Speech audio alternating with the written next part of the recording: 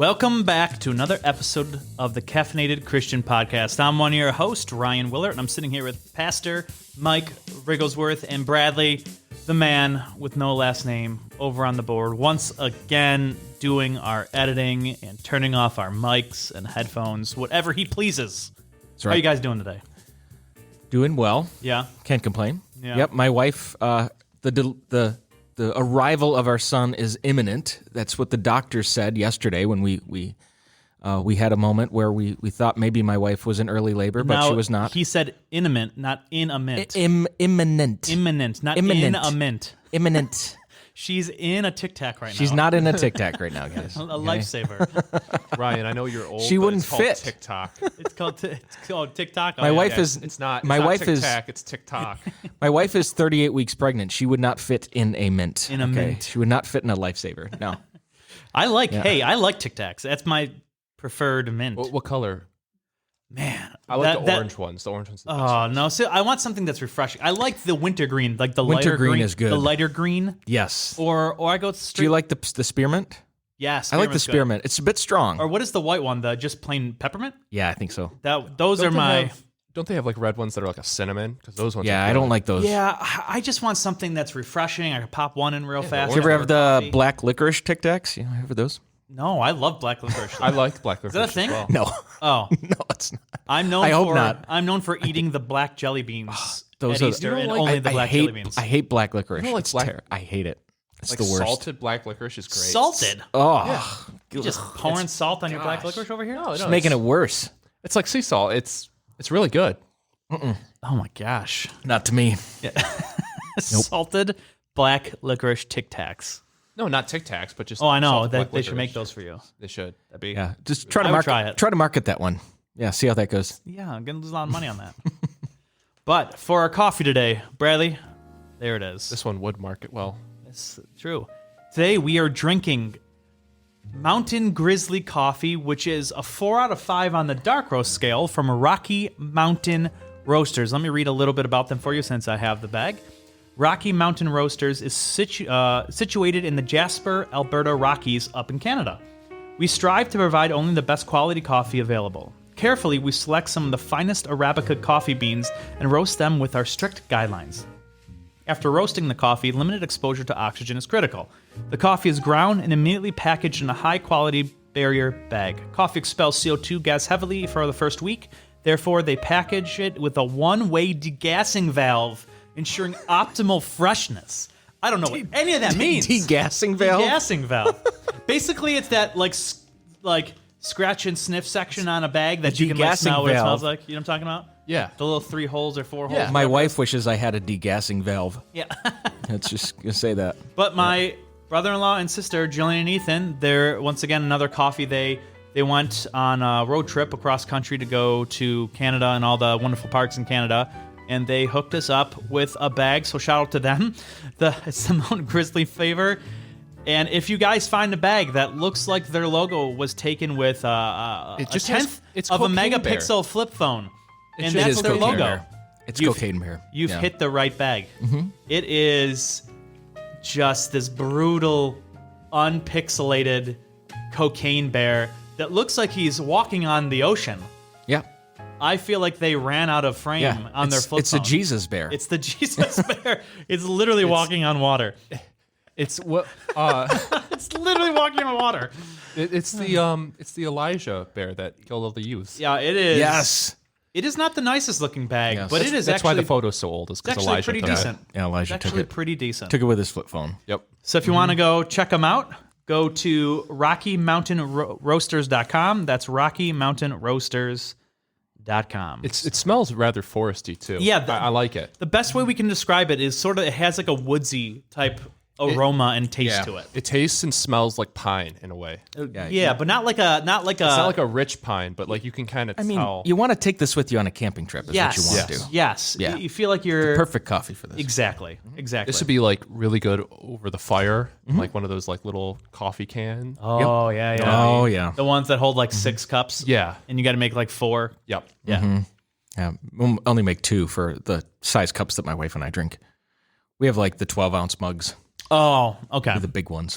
I thought you were talking about you drink the actual coffee cups that aren't they like Yeah, I 4 thought you were ounces or drinking like something like that? espresso cups. Like no, little not shots. those. No.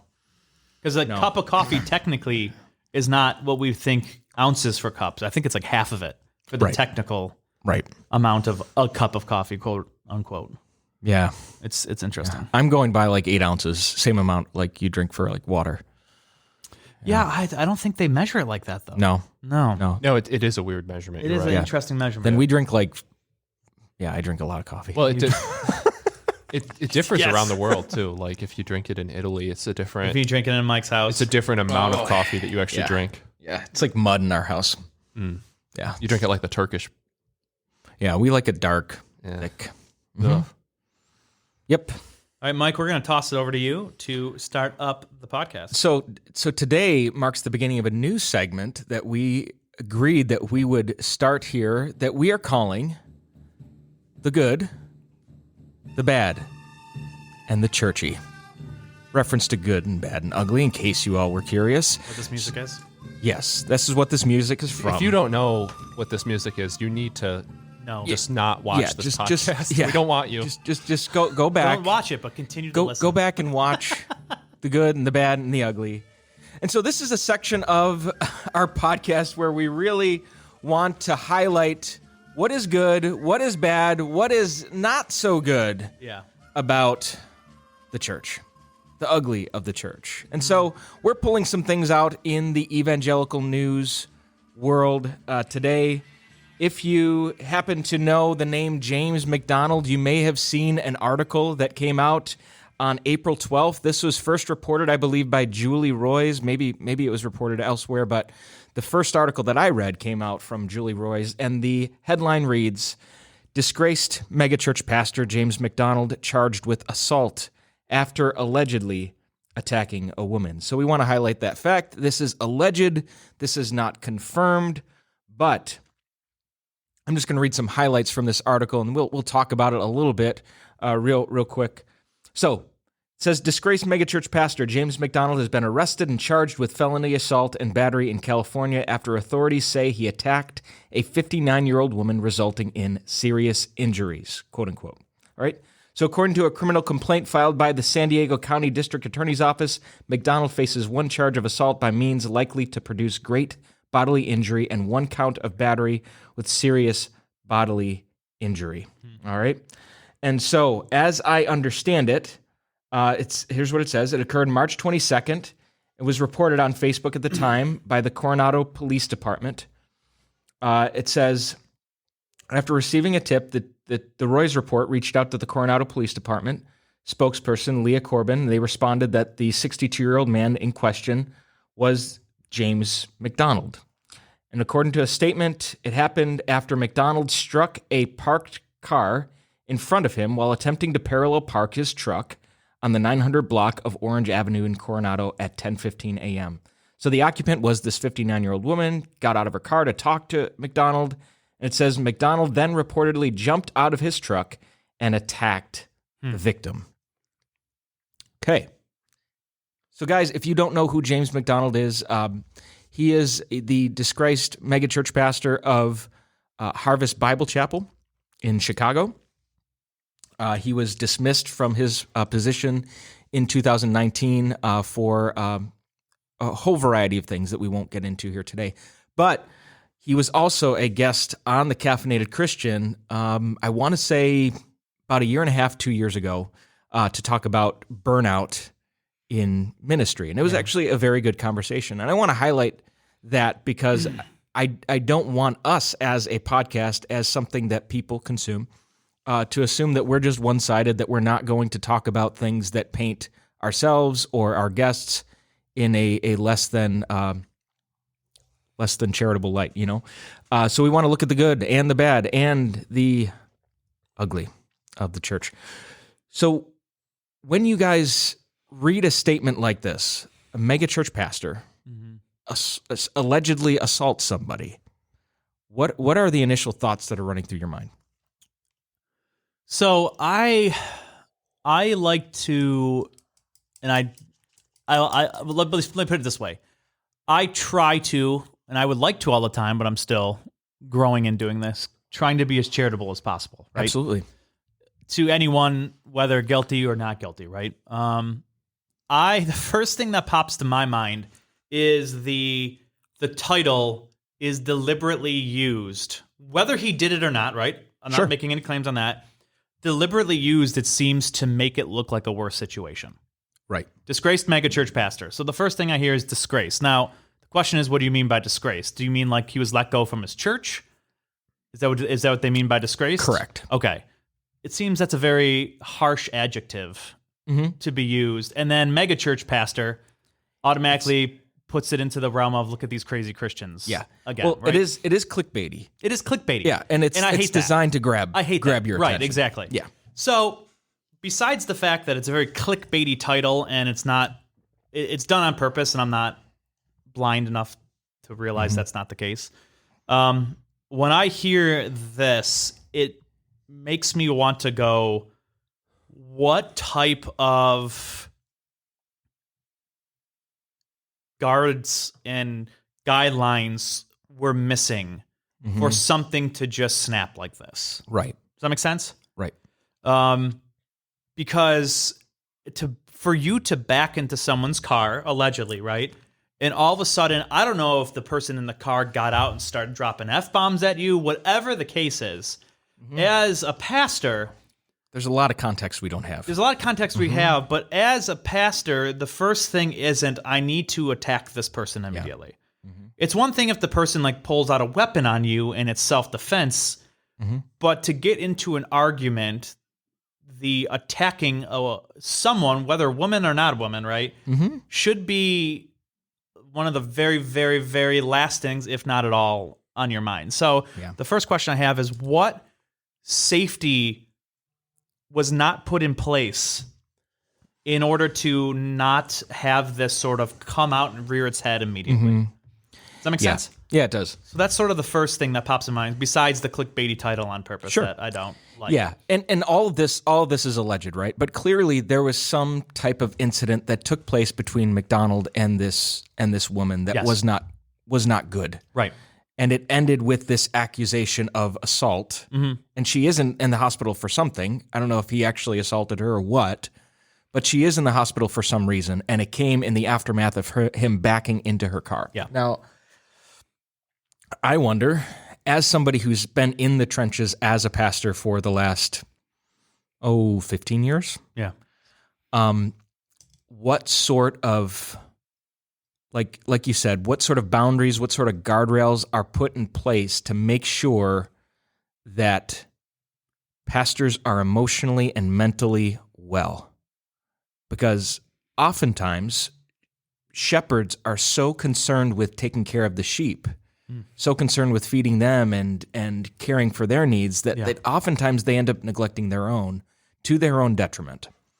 And I'm not saying that that's necessarily what happened with James McDonald. I don't know all the variables of his life. Sure. But I do know that this was a man that was beloved for many, many years. He was listened to by millions of people across the country, I think internationally too.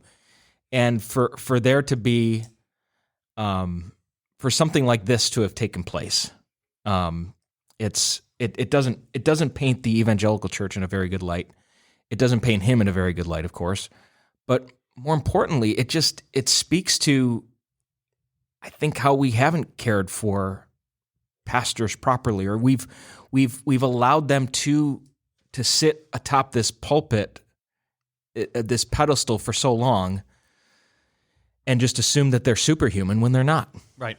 They're not, and they need help and support and encouragement, and they need to care for their own souls. Yeah. Make sure that care is being managed as well. So, I think that element is at play here. That with the clickbaity articles and everything that we read, I think that aspect of things doesn't get talked about. Yeah. But at the same time, like, there are standards that we hold church leaders to, right? And whether you're assaulting somebody with your fists or your words, it is unbecoming of a leader that calls themselves pastor Yeah. to do anything like that. And I have- pastor or not pastor, we all have the ability within us Sure. to do that. Absolutely. And so I'm sure Bradley and Mike, just as myself, I can find myself wanting to quickly look at someone and go, "What is wrong with you?" And jump at them immediately. And we will always have to continue to train ourselves, especially as you get older and more stress comes on and more things that come in your life, to not fall prey to that sort of anger trap. Yeah, and it comes back to, I think the words of Jesus are brilliant and speak to this. I've talked about this before in Matthew 7, where he says, "Don't point out the speck of dust in your brother's eye. Take out the log that's in your eye." Yeah. I think we are quick to judge. I think we're quick to assume we have all the information about something, about what's going on in somebody's life, what's going on inside somebody's heart, when we don't. So I think it's important for us to just keep that in perspective when we're reading. I'm not saying you don't read things like this and you don't stay up to speed on it, but like I even noticed in my own soul, in my own heart, my own mind, like wanting to rush to judgment and thinking like, how could somebody do something like that? When, like you said, there is that capability in every single one of us. I have two thoughts on this, and I'd like to get your guys' opinion on this as well.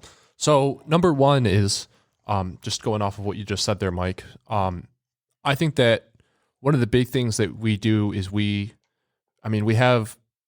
used to, at least, we used to have something in our judicial system that was innocent until proven guilty. Nowadays, it's much more like guilty until proven innocent. Yeah. Right. And so I read a follow-up article when this story broke that said that the church that he preaches at removed all of his sermons and anything that ties to James. So not to defend James or to rush to his aid or anything like that, but I would say that to me it seems a little bit unfair for somebody that's related to him that should be supporting of him, even if the situation is true. I mean, I think that until the case release and everything has gone through trial, I think that pulling his stuff from their website was, first of all, a very scummy thing to do. Well, if it's a church that he was let go from years ago, I don't. It's not, though. It's his current church. It's current church. Oh, the house church that he does, that one.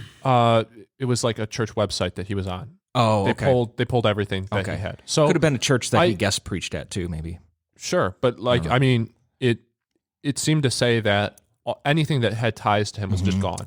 And so I think that it's important for us as Christians and as people that have any type of morality that we wouldn't just rush to judgment on somebody, regardless of how bad it sounds, because it very well could not be true. I mean, I'm not saying that it isn't true, but I think that you shouldn't rush to judgment on that aspect. The other thing I'd like to add is James McDonald had previously been let go of a different church, a big church.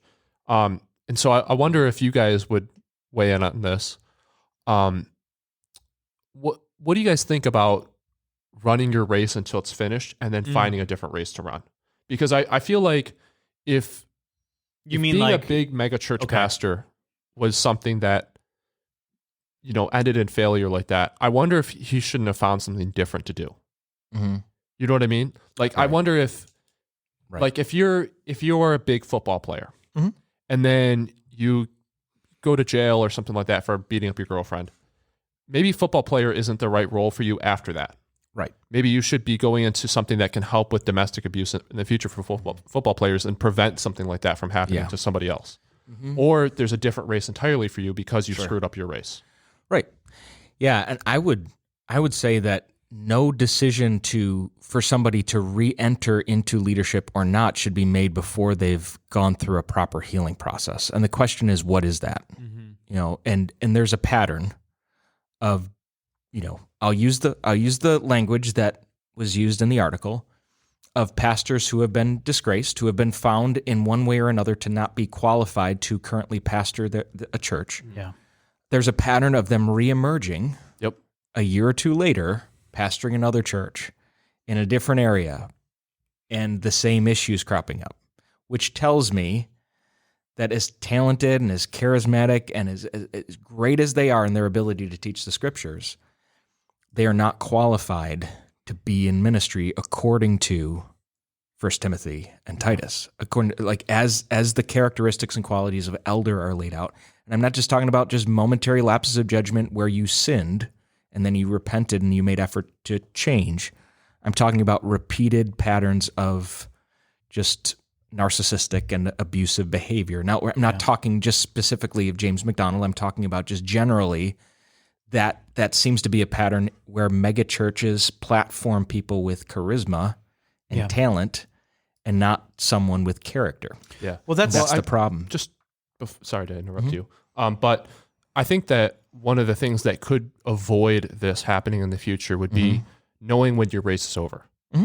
Because I feel like some of these pastors, like, they get things started really, really well, and they start to do stuff that's really good.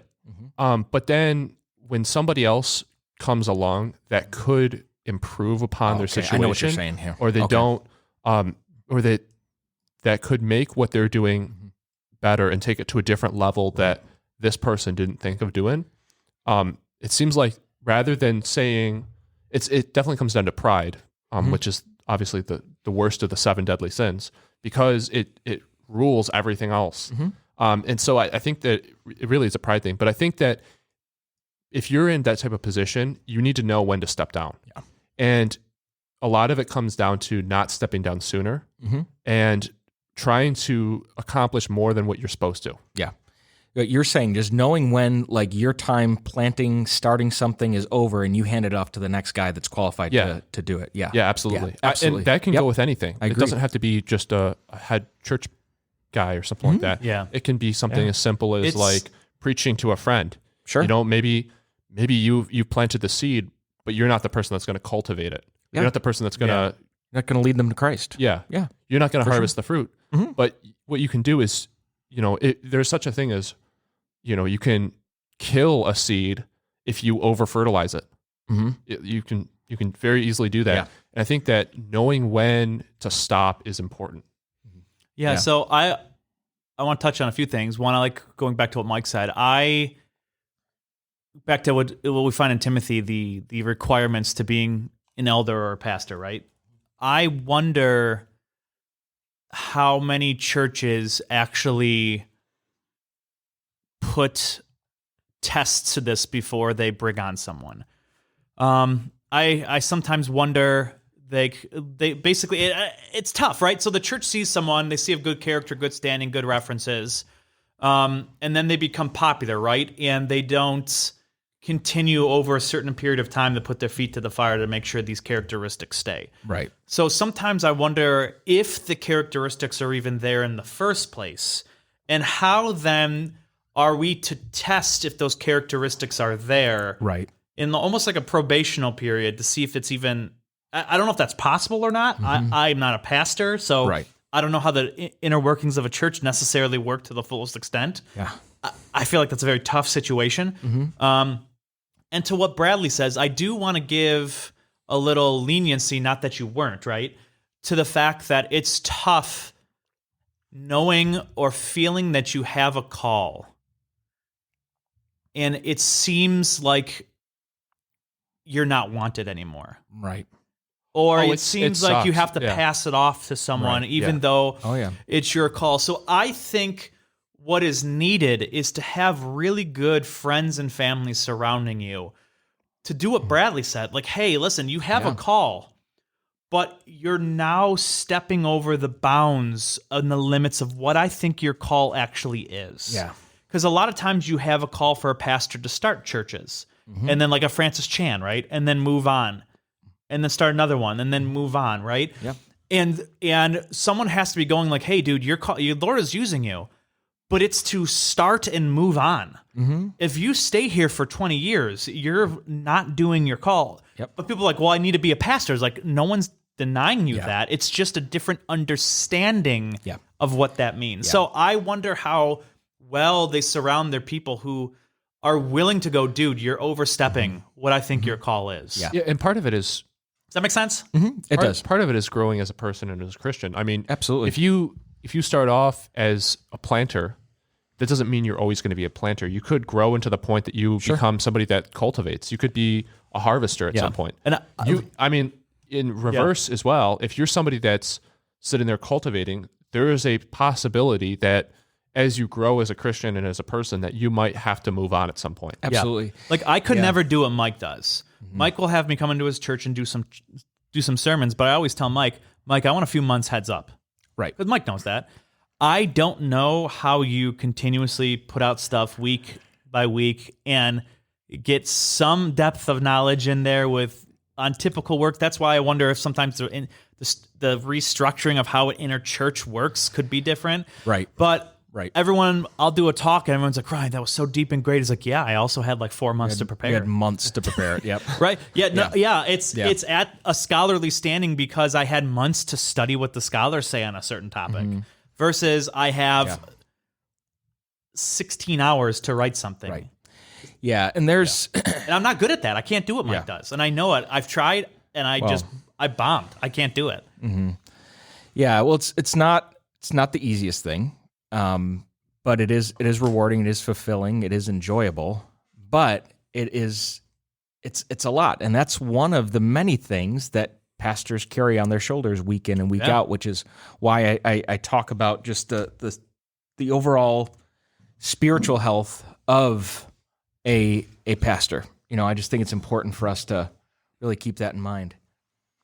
So I do think, to kind of add to what you were saying before, Ryan, that, you talked a little bit about just, I kind of lost my train of thought. I'm going to see if it comes back here. No, I'm good. Bradley's handing out coffee here. Oh, no, thanks. You're doing what Michael Scott does. He just keeps talking until... I'm all set. I'm just going to keep talking until something just magically loops back. He's doing the opposite. Around. He's like, sometimes you never, ever... And if anyone ever tells you, sometimes I start a sentence not knowing where it's going, and hopefully it comes to me. Yes. Like that's what I do on Sunday mornings sometimes. That's how I do it every week, Ryan. We start off in Mark 1, and he ends up somewhere in John. I have no idea how he gets there. Well, to build off of that point now, it came back to me. Out of context Bible There's verses. Exactly.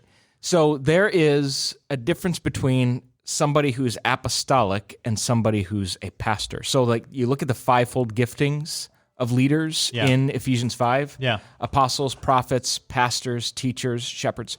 All right, so you have those fivefolds, the APEST model of understanding leadership, right? Yeah.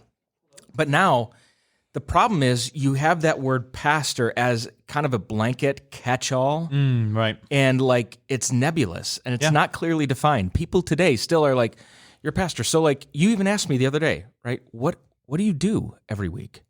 Like, what is your day-to-day look like? I wanted to know, Yeah. And I told you, like, I don't really, think like, you should be running what food happens in the cafeteria. You got other things on your plate. I don't do that. Yeah.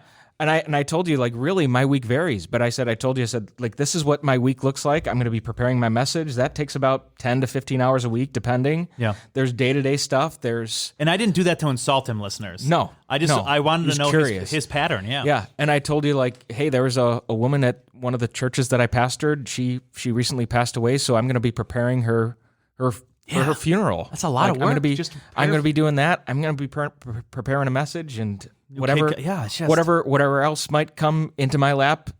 There's days where I come into the office and I don't know what it's going to look like. Yeah.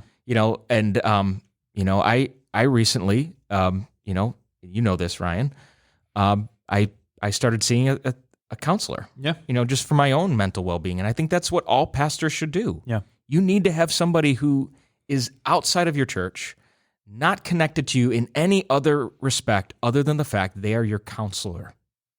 Yeah. You need that. Like, you need that. All right? So, but coming back to what I was talking about before, there needs to be a clearer distinction between what a pastor is and what a particular role that a leader has. So, right. A pastor might be in a leadership role for a period of time where their role is just to be an apostle, to start something new and then move on. Yeah. Right? And I think like that seems to be what James McDonald has for his spiritual gifting, like starts things, gets things done, and then he moves on. He hands it off to somebody else. Yeah. But typically people like that, church planters, are terrible shepherds. Yes. They're not good shepherds. It seems like because they're impatient. And you're always moving around. New flock continuously. And and sitting one-on-one with somebody and discipling them. sitting with people in their grief and their suffering and their pain, and walking them through even like some of their sinful behavior and walking them out towards Christ-likeness. That's messy, and it takes a long time. Yeah. I mean, I know a person like that, and him and I are in good terms, so I can say this about him. He is a great person to start projects. However, he's really bad at going through projects, like finishing projects like that. He probably will tell you, but he likes to start things and get people to fill those roles. But he is awful at trying to fulfill roles himself. And I think that knowing what your weaknesses are and knowing what your strengths are is very important, especially when you're getting involved in leadership at the church. Absolutely. So, I also think that pastors periodically need to take an honest and fearless inventory of what's going on in their heart, what's going on in their heart, what's going on in their mind. Because if you don't do that, and I'm not saying that this happened with James McDonald, that he did it. We don't know if he did. Right. But it's just generic wisdom for everyone. Yeah. What happens is you don't tend to that part of you, like the you part of you, the core of who you are. Things happen. Things come out of you, words and actions that surprise you, that shock you. And so what we want to take a little bit of time to do today with the remainder of our time is talk about some of the things that we've seen on the news. It shouldn't be any surprise to the listeners tuning in today that we've seen quite a bit of gun violence this year, as we did last year, as we did the year before. And so the most recent had taken place. Do you guys remember some of the details behind the most recent shooting that took place? One? The Alabama one? A little bit, yeah. It was in a small city, I know. Okay. And there were 20 people shot total. Teenagers. A lot of teenagers, correct? It was a high school. It was a high school. I High believe. school? Christian high school? No. I don't know. No, this is different. I don't know about that. But I just know that there were 20 people total shot, 4 died. And the 20 people with bullet wounds will all make full recoveries. That's all I know. That's great. Well, I'm glad they'll make that recovery. But I was actually working on pulling out the story right now. Yeah, not a problem. So anyway, this is becoming more and more commonplace. And whenever a story breaks of another mass shooting, the response is pretty predictable on either side of the debate, right? Yeah. One side says we need stricter gun laws. The other side says we need better resources to deal with people's mental health, and the arguments fly back and forth. People talk over one another. People yell at one another, but they don't come to the table to try to work on solutions together. Now, I think there is a place for conversation about this. There's a place where we can come together and agree with what we're going to do moving forward. Yeah. But I think in all of the frustration and the outrage that is happening over the loss of life, which we should acknowledge, we should lament. So there's this practice in the Christian tradition of lamenting, and we should lament any loss of life, anybody who has been made in the image of God when their life is cut short. That is a time for us to lament and to mourn. I have the story too. Okay, good. We'll get to that in just a minute. But actually, right now, why don't you just read the story? Just quick synopsis of what's going on. So it was like I said, it was at a small town in Alabama. It was at a Sweet 16 party. Okay. At around 10:34 p.m. It was, let's see here. 20 people were shot at a Sweet 16 birthday event at the Mahogany Masterpiece Dance Studio, and most of the injured victims were teenagers. Though I have the shooter's name, but I won't say it. That's fine. Yeah. Don't worry about that. But it was all teens basically. Yeah. Was the shooter a teen? Yes. Okay. Yes. He was a. Okay. He was I think it says 17. Yeah. Mm-hmm. I just briefly read the story by Daily Wire. Okay. Yeah. So I think when stories like this come out, both sides talk over one another. they don't talk with one another, and nothing actually gets done.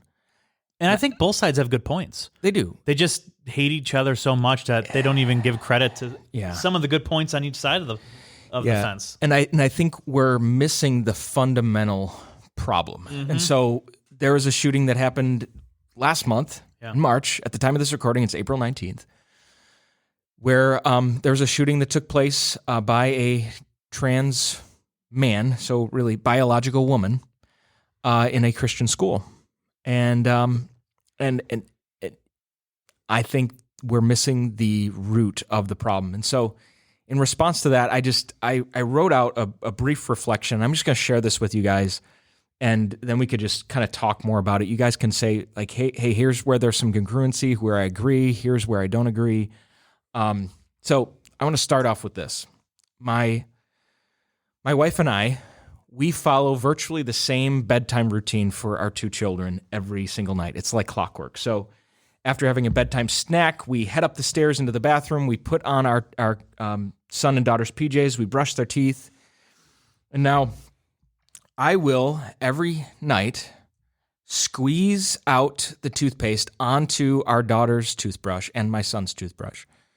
All right? And it got me thinking about all of the mental and all of the emotional pressure that causes what's inside of us to come out of us, right? Okay. So what's in us doesn't change. The only thing that our circumstances do, the only thing that it does, is it reveals what's already inside of us, kind of like squeezing out that tube of toothpaste, right? And Jesus even talks about this in Luke chapter 6, right? Verses 43 through 45. He says, "For no good tree bears bad fruit, nor again does a bad tree bear good fruit, for each tree is known by its own fruit. For figs are not gathered from thorn bushes, nor are grapes picked from a bramble bush. The good person out of the good treasure of his heart produces good, and the evil person out of his evil treasure produces evil. For out of the abundance of the heart his mouth speaks." Okay? So, without politicizing anything, what is Jesus saying good and evil originate from? Right? It originates in the heart. It originates in the core of who we are. And there is one brilliant, I believe he's a Russian author. He says, we like to think that the line between good and evil is drawn out here. You know, we need better mental health resources. We need more gun control. And he says, no, in reality, the line between good and evil is drawn in the human heart. And Jesus says a certain tree yields a certain type of fruit. And in the same way, your heart, my heart, is going to bear a certain type of fruit. So whatever good or whatever bad is lingering in our inner world, it's eventually going to spill into our outer world to the people in it. Even the innocent people who hold no personal responsibility whatsoever for your emotions and your thoughts. Like my son's daycare, in the hallway, there are 3 mirrors on a bulletin board. And it says, this is the person who's responsible, and this is on each individual mirror, responsible for your thoughts, words, actions. And you're looking literally at yourself. Yeah. So there has been a greater emphasis in our culture, I think, on society being the problem, forgetting there's individuals who make up the society, right? Right. Rather than the individual taking personal responsibility for their thoughts, their emotions, all of those types of things, right? So Audrey Haley was the name of that shooter, and we don't know the shooter here. We're not releasing their name publicly. So no one can say, you know, what was going on in her heart and her mind that ultimately caused her to do this. Only she knew that, and only God knew that. But here's the problem. The predominant message in our culture has been follow your heart. That's like the cultural zeitgeist that we're living in today. It's summarized in that phrase. And the very part of us that Jesus tells us this is what good and evil flows from, the very part that elsewhere in Scripture in the Old Testament it says this thing can be deceived is the very thing that society today tells us should govern all of our decisions.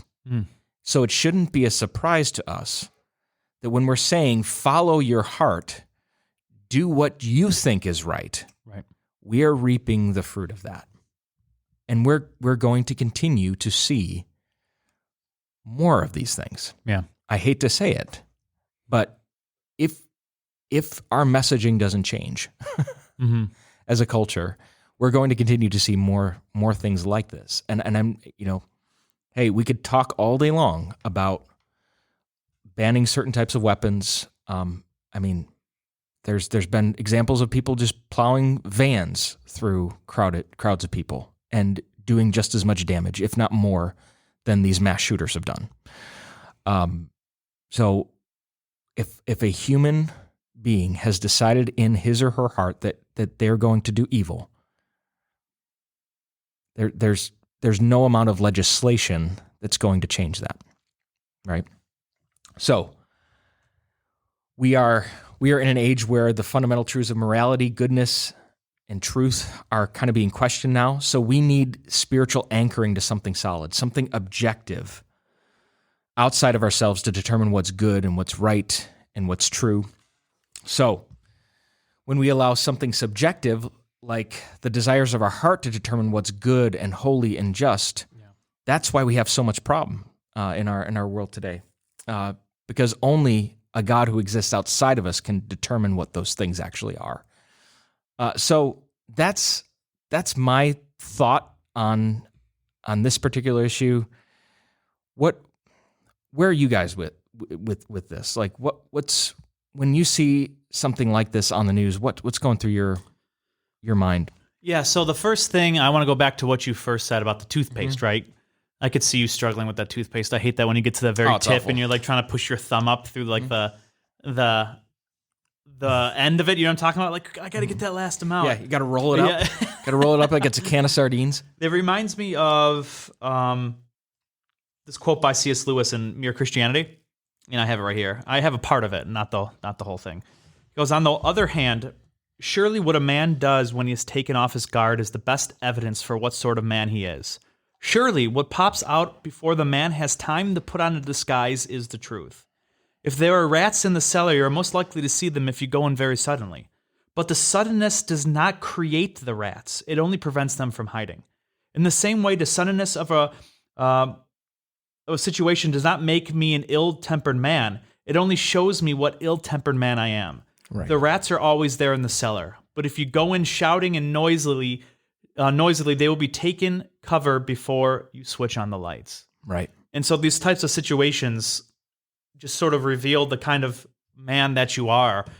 And when I see these things in the news, I do think there's definitely credit to asking the question, like, hey, should we have more mental health? Should we be more strict on gun laws, right? I think the answer is yes on both accounts. Being someone whose family works in mental health, being someone who has a license to carry and knows what the process is and have had it for over a decade and a half and trained and stuff like that, I can surely testify that we do not have strict enough ones. I have a buddy who went to the range with me, didn't even know how to load his gun, and they gave him an unrestricted carrying permit. Didn't know how to load it. That's not good. So that's just an example, right? I disagree with you, but can I? You should know how to load a gun before you're given a gun. So you don't think we should have? You should know how to load a gun. Yes. I don't think stricter gun laws will do anything. Yeah. Because for the past 10, 15 years, stricter gun laws have been proposed all throughout the country. Stricter gun laws have gone into effect, and they have done nothing. So I don't think that stricter gun laws show any sign of Bradley, working. when you define stricter, what do you mean by stricter? Because let me give you an example. I do not think anyone should have it if they don't know how to load a gun. I think that's fair. That's a stricter gun law than what we have.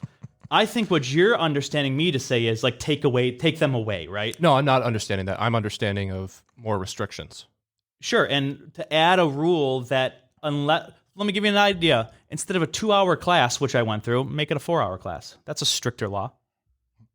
Yeah. So, but you see what I'm saying? Like, I think Yeah, there's I think you have nuance to- to I the think you have to understanding define of what you mean by stricter. exactly. That's Yeah. And so, but Yeah. that's the main problem I'm trying to get at. When we hear stricter, everyone thinks like get rid of everything in total, and everyone like runs to the hills and like. But It's in- all or in- nothing thinking. In the defense, Exactly. It's all or nothing in thinking. this We need to get away defense- from that.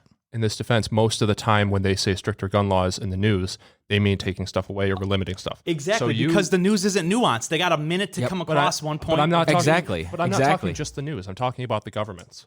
Oh I'm yeah, talking because they're about- not nuanced either. Nope. Yeah, I know. But so when you say stricter gun laws, what you're saying just means you have to explain that as what you mean by that. I did. Because- I gave an example. Well, I know. But like, Right. what else would you mean? What else would you like to suggest? Sure. Until you can carry one, you ought to go through a training where you have to pass a certain shooting range test. Sure. The fact that a person can states have do a that. gun, not here, but the fact that a person can have a gun and start firing in a movie range at someone without ever having to shoot a gun, I think is absolutely insane to me. Yeah. You'd have no idea what a gun looks like. What's the kickback? You have Right. Now, I'm not saying there shouldn't be an ability for everyone to possibly get one. I'm just saying, like, dear Lord, I don't want someone next to me. It's the same way you go into the military, right? You train before you Absolutely. put them out in the. I want someone with me that won't hurt me while Absolutely. trying to protect me. Like, but Right. I also think that's in a very like broadly logical definition strict. But I do agree with you, Bradley. When we hear the term strict, right, they automatically assume the one party's definition of no one can have anything Right. Well, Well, whatsoever. yeah, because nobody defines strict as anything but. 100%. That's the problem, for That's sure. the problem. 100%. This is why we need to have conversations like this. Yeah. Yeah. And And but I think you agree with me on that, right? But I also agree with you when they say strict, that's not what they mean yeah. most No, of the time. they mean taking stuff away or limiting 100%. stuff. 100%. For example, New York State said they wanted to limit magazine size to 8-round magazines, but most guns do not have an 8-round magazine. So that would break most guns. Like you wouldn't be able to Right. own most guns. Yeah. Yeah. But what they do now, Yeah. they say you can only put a certain amount of. It's 10 plus 1 Is it? Oh no, I'm talking about. I think you're only allowed to put 7 technically. Yes. 6 plus 1 inside of a pistol. inside a mag, yes. pistol. Yeah. So Yeah. which there's jokes about, but we're not doesn't going to make get into that. We're not going to get into that. But the point is, if we have conversations like we just had here, we can go, oh, okay, you're not being irrational to think that maybe it should be more than a 2-hour class. Yeah.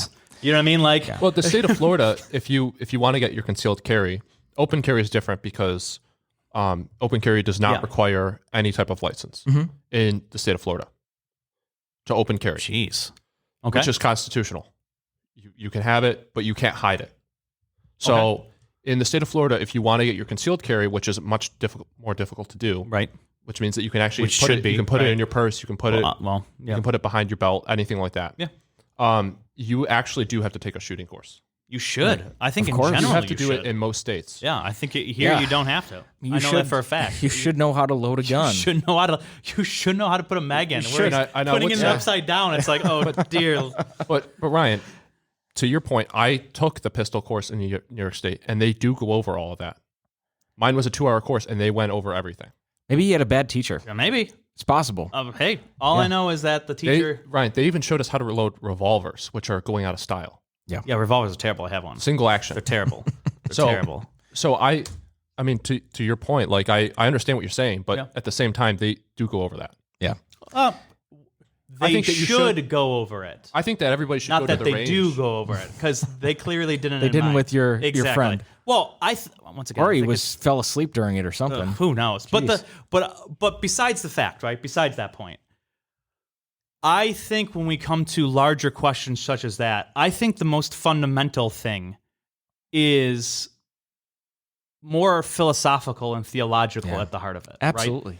Right? And so the question I had when Mike was talking is we want to ask the heart of the question of where is this person's mind and heart at, right? Absolutely. And I come from a non-naturalistic sort of worldview. And on a naturalistic frame, right, unless you have some sort of quasi, we have no idea how to explain freedom of will, which is very tough, it seems that to some degree nature has determined you to everything you do, right? Yeah. But if you're a Christian, right, you believe that we are made in the image of God, and Right. this is sort of our standard that we follow off. But we live in a society where even if you're quasi-spiritual or whatnot, we still have yet to ask the fundamental question, like, when we set our heart after something, what is it that we're setting our heart after? Because people would agree with us. This is a fundamental question, right? Mm-hmm. Well, how's the person's heart? But I think there's even a more fundamental question is, yeah, we want to ask that. But the first is, what standard are they even going to base that heart question off of? Right. In my point of view, because if you want to base it off of just a generic definition of love, then I think it begs an even a more fundamental question. What is love? What standard of love are we basing it off of? We have, all we're doing is adding more terms that we have to now define and nuance, which don't ever get done because we live in a society that doesn't do that. And when we do it, we fall into a relativistic sort of worldview, which then has even more fundamental problems. And so when I see these things in the news, whether gun laws or mental health or war or anything like that, right? It seems that they start to have these conversations at level 10 versus like level 1. And I don't know if politicians or newscasters or whatever type of category field you want to put them in have been trained enough to even know the fundamental questions or even how to think hard about the fundamental questions, because that is in my opinion, a philosophical or a philosophical theological type of position, because that's meta ethics. You know what I mean? That's a metaphysical type of dilemma that we're having. That isn't a political thing. Does that make sense? Like, we need meta ethics done here. Right.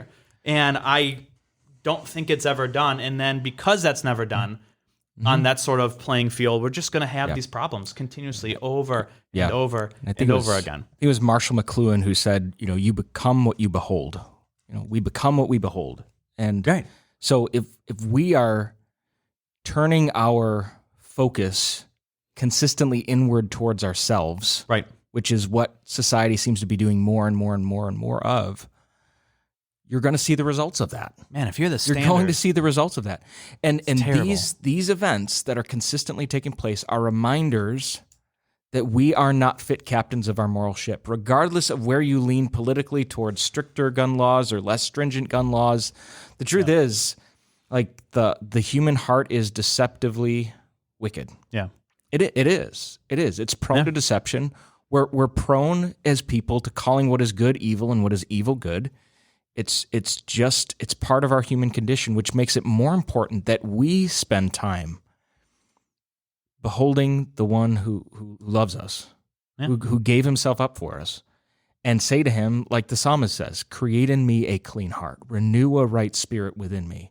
Yeah. Because that's what you're getting at here, Ryan. If we're beholding the God who we believe has revealed himself in the person of Jesus Christ, we can't help but become more like him. And because if you look at the steady decline morally that's taking place in our society over the years, to Bradley's point, I don't think, I'm sure there have been some changes with the technology that we find in guns, but the ability for a gun to inflict harm at the level that it does now, I don't think has changed a whole lot in the last 30 years. I have a point on that. I would like to ask you guys. Do you guys think that guns now are more deadly than they've ever been? Civilian firearms. I don't know if that's I don't know. Do you mean by more murders or deaths, or do you mean by by gun firepower? I mean gun functionality as a whole. Gun functionality? Well, I don't know what that means. What do you so mean by like ability to kill more people? Yeah, like do you think that the guns are more destructive now as civilian firearms? I'm not talking about military. That's completely different. Okay. I'm talking about civilian firearms. Do you think that they're more deadly now than they ever have been? Are they more deadly? I would imagine that they would be no, because I guess it depends. More safety right? measures. I guess it depends. I just mean in general. I don't mean 1600s. Sure, technology. Right. So I would say when it comes to the ability to kill, no, I think it's even across the board. Yeah. Does that make sense? So is that what you're getting at? Like, so the thing that I was going to bring up was, and I heard this argument the other day, and I thought it was interesting at the very least. So I think that with a single shot fired, there are guns that are way more deadly than they ever have been. You mean like a handgun? I mean with a single shot fired. So you got the Barrett 50 cal, for example. Okay. No, there has not been a mass shooting with the Barrett 50 cal yet. It would be incredibly impractical, I think, because to walk around the Desert Eagle, the have fun. thing kicks like a mule. Yeah, you break your arm. It only holds break 4 your arm. rounds Yeah. per magazine, and it's huge and it's super heavy. However, I think that if you're just talking about a single bullet shot, that gun is way more destructive than anything that has been allowed by civilians. Because of the power behind it, right? Because the power behind it. It's a huge bullet. Yeah. But at the same time, I think that guns have gotten less dangerous in civilian hands over the years. I think back to the 1920s when they had Tommy guns. They were fully automatic. They were 45 ACP, which was basically a pistol round, which is very small, so you can carry a lot of them because they're super light. Load up the cartridge. They had an average, the average magazine, if you had a drum mag, was about 150 rounds per drum. Jeez. And the That had to be magazines, heavy. the magazines themselves were about 35 rounds per magazine. Jeez. So the Tommy gun, I would like to point this out as well. There were countless bank robbers at the time of the 1920s. You had John Dillinger. There were tons of. So you think a Tommy gun's a very dangerous gun? I think that the Tommy gun as a civilian gun is more dangerous than anything we have now. Okay. And yet there were no mass shootings back then. Yeah. I mean, sure, you had Bonnie and Clyde that killed a bunch of police officers. You had, You mean like going in the schools and stuff like that? Right. Yeah, you didn't have any. Going to You churches didn't have and any church shootings. You didn't have any school shootings. Yeah. I'm forgetting his actual name, but Public Enemy #1. Okay. The dude opened up a soup kitchen and helped the hungry and the poor. You didn't have any, like when they would rob banks, John Dillinger would give money to people that he was robbing. Like he would let them keep their money and he would just rob the banks. Like, there's a movie about that. How much do you have in your account? Here you go. Like stuff like that. Right. But like he would literally go into banks and he wouldn't shoot anybody. He'd be really respectful. And there are multiple accounts of him breaking out of prison without any murders. Yeah. So you think the hearts of people have gotten worse? I think the hearts of people have changed. Yeah. Think back to the 20s. How many people were going to church every single Sunday? Probably 90% of them. I'd say even higher than that. Yep. If you look at people today, how many people are going to church in Gen Z? Well, we've talked about that. The rise of the nuns, right? Where they're becoming spiritual but not religious, or they're not affiliating with anything, and it's just sort of a relativistic culture. 100%, Bradley. I mean, your statistics show that to be true. Yeah. So I 100% agree with you on that. Yeah, we've got our attention pointed at the wrong thing. Yeah. And we need to look inward at ourselves. And I think we have the wrong people fundamentally trying to solve a problem. Oh, absolutely. Where I think it's more of a meta-ethical, philosophical, theological situation that first needs to be handled with before we can start getting into these other realms. Will that ever take place? I don't know. Probably not, because the political field is so well, and that's why I wanted to have the conversation. So maybe we can make some type of contribution, or at least having before a better someone jumps discussion on around either this. side, ask the fundamental questions. Yes. First. Yeah, I think Yes. can I just add one more thing that we didn't mention too? Yeah. If you look at all of the shooters recently, how many of them grew up in a 2-parent household with loving parents and possibly went to church on a Sunday once in a while? I don't think they did. I mean, I know for a fact that the female shooter of the Christian school did not have 2 parents. Right. Well, sure, yeah. I think you're 100% right. Yeah. There are other factors that go into all this stuff. The breakdown of the nuclear family plays a role in it, absolutely. But that goes to a fundamental question too, right? Yeah. So I mean, that even can go back to the 20s too. I mean, like, sure. How many 2-parent households were there in the 20s? right, Probably most of them. right. And so, yeah, I think we all agree that we're asking non-fundamental questions, Yes.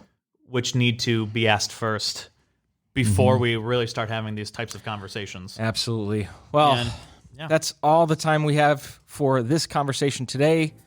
Thank you for joining us for another episode of the Caffeinated Christian. Please be sure to like and subscribe wherever you get your podcasts. And I know we say that every week, but guys, it really helps us with our Do it. visibility. Please like and subscribe. Share this episode, if you found it beneficial today or any of the previous episodes you've downloaded. We do want to say thank you for those of you who do download and listen every week. We wouldn't be able to do this without you. Right. It would be kind of a lame show if we just talked and nobody actually listened. And we promise if we got 1 billion downloads, we will release Bradley's last name. If we get 1 billion downloads, yeah. I didn't sign up for it's this. Or at least the first half. 2 billion gets us the rest of it. I didn't sign up for this at all. Right.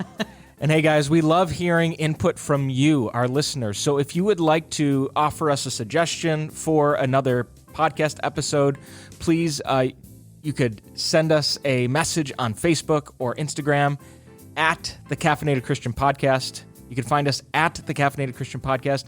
We don't always do great at keeping things updated on social media, but we are pretty responsive when people do send us messages. So please let us know what you'd like us to talk about, and we will do our best to talk about it.